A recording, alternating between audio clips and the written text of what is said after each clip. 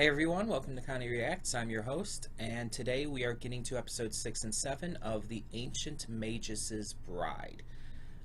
Like with pretty much everything I've been reacting to lately, it's been a while. We took some time off because of the channel issue with the old channel getting terminated and all.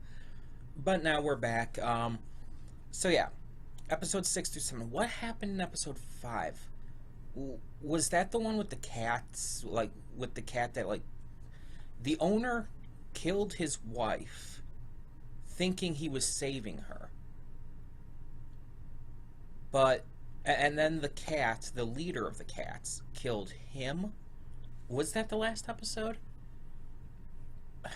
I want to say it was, and I want to say at the end, like, Chise fell sick or, like, passed out or something, which seems to be a thing for her. She seems to, like, not be able to handle a lot, as well as just the fact that she's very, like, overwhelmed easily. I think it was last episode that we got the news that Chise would eventually die. Either that or it was the one before that.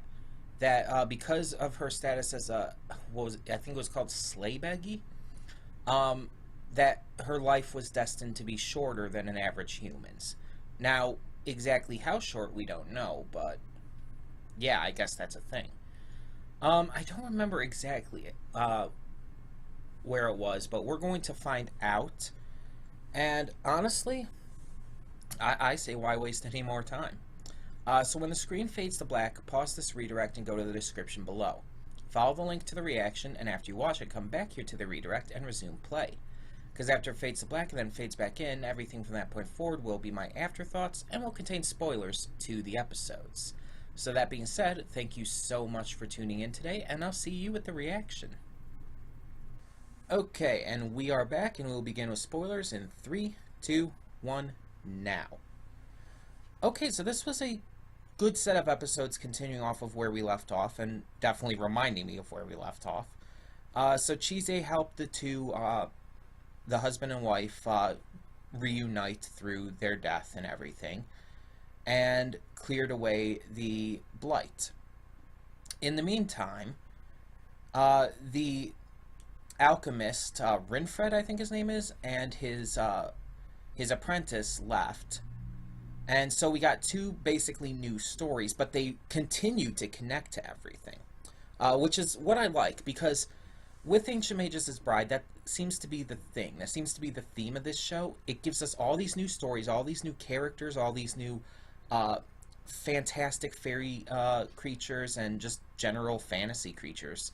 But all of it connects in one way or another. It's like this big, massive world that all follows along this single line of thought, if you know what I mean. But yeah, so our first episode focused around the fairy queen and king. I cannot remember the fairy queen's name, but the king was Oberon, and I won't forget that because of Sword Art Online. And I hate that I have to admit that, but being honest, like, it's memorable. If I'm not saying Sword Art Online's good, but it's memorable. Like, you remember things from that, and you remember the bad guy of the second arc being Fairy King Oberon. That's not the actual guy's name, that's his avatar in the Alfheim Online world, but still. But yeah, so not too much actually happened in that one. It was mostly centering around meeting these new characters and I guess like foreshadowing to some things and just kind of discussing the relationship between Elias and Chise and just seeing how they just love each other and how Elias will do everything in his power to make sure that she doesn't succumb to the normal fate of a Slaybeggy, which is dying really early because of her magic input and everything. So it was really nice. The Fairy Queen's design, like, I've seen, like, Fairy Queens and just fairies in general have that kind of design with the very revealing outfit before. It's nothing new, but it's just like, I don't know, it's just, it felt unnecessarily over the top with it, which could have been the point, but like, just how much of the cleavage was showing and the motion of it as she was riding along on the horse donkey thing, um it was it was distracting, and not in a good way. It was just distracting. um yeah, her and her husband's character designs just in general are, I mean, outside of that, are okay. I mean, the animation, the lighting, all of that's fantastic, of course. But in terms of just general character design, they're okay. Mm. And the little guy that was with them, whose voice seriously sounds like a stereotypical narrator voice, um, he's interesting. So yeah, I definitely think they're going to return as well. I think most of these characters are going to return in one way or another. Um, but I'm interested to see exactly what happens. And they seem to have a lot of power over the woods and everything. Um, being able to like mess with Father Simon like that.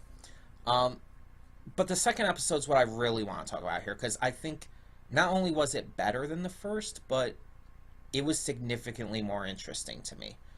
Um, so Elias and Chise are going off to this church to find a church grim, which is like this giant black dog creature. And they're searching, and they find that there are police and witnesses there and stuff, and that apparently this woman was mauled to death, which is tragic and kind of gross to think about. Ugh. Um, so they automatically assume it's the dog, of course. Um, so they're going around searching, and Chise, she ends up going to this graveyard, a cemetery plot, where she gets attacked by this creepy, creepy giant bug monster with this, like, Japanese mask style face, and it's just like, oh my gosh, like, if you've ever seen Avatar: The Last Airbender, or even Legend of Korra, because he made an appearance in Legend of Korra, there's this spirit named Ko the Face Stealer, who is beyond creepy. This is worse. Like, this creature, even though it was clearly just a one-off creature, although we might see another one again, um, it was terrifying. Utterly terrifying. Oh boy. Um, the dog, who's actually a guy named Ulysses, human apparently, he takes care of it, and he's injured though. Apparently, we find out he's been attacked by a chimera. I like that they're bringing chimeras into this. I just like the concept of chimeras and how they're used in a lot of these shows. They're a big part of Full Metal Alchemist Brotherhood, my favorite anime of all time. So, yeah. um, I like how they're doing it in this, too. So far, at least. So apparently he was attacked and he's injured. Chise helps to heal his wounds, but they end up being confronted by the apprentice of the alchemist from before. And Chise ends up defeating her by putting her to sleep with that potion she tried to make. That was hilarious. But it was also really quick and smart thinking on her part. Like, Chise has been shown to be a little naive in a lot of things, but she's been growing greatly as this series progresses. She's been getting a lot smarter. She's been thinking more on her feet and has been making just more well-informed decisions. And this is a great example of that. So yeah, I really love that.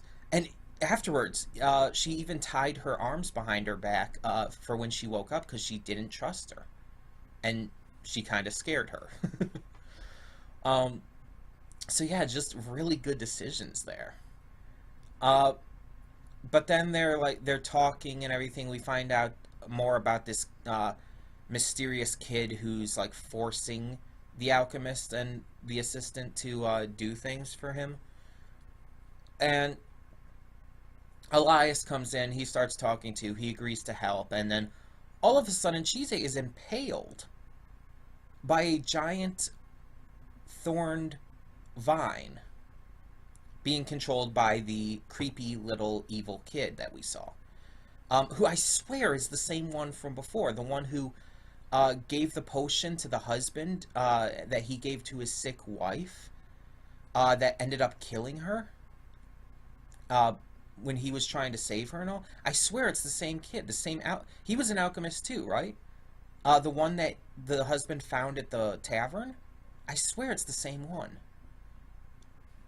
Either way. So yeah, he shows up, he impales Chise, even though he's actually not going for Chise. He seemed to be going for the apprentice, the alchemist's apprentice. But Chise pushes her out of the way and takes the hit herself, which, I mean, kudos to you, Chise. Self-sacrifice for someone else is always high on my list of character traits for a hero to have. And Elias loses it. And that's pretty much where it ends. Elias is pissed. He loses it, and he unveils his true form, which is giant, terrifying, and just, it's so awesome. I can't wait to see where that goes, but we're going to have to wait a bit because that's all we're doing for today. I don't know when the next time I'll get to Ancient Magus is. It should be next week, for sure. As usual, I have no schedule, so I might do more Ancient Magus next, before I get to any other shows, so who knows. We'll see when we get to that. Either way, tell me in the comments below what you thought of these 2 episodes of The Ancient Magus' Bride.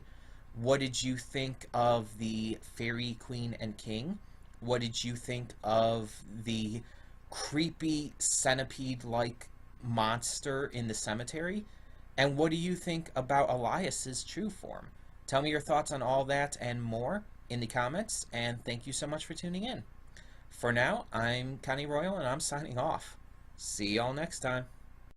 Don't just live for tomorrow, or just live in yesterday. Just be glad for all you have that's in today. And though you've come through many obstacles,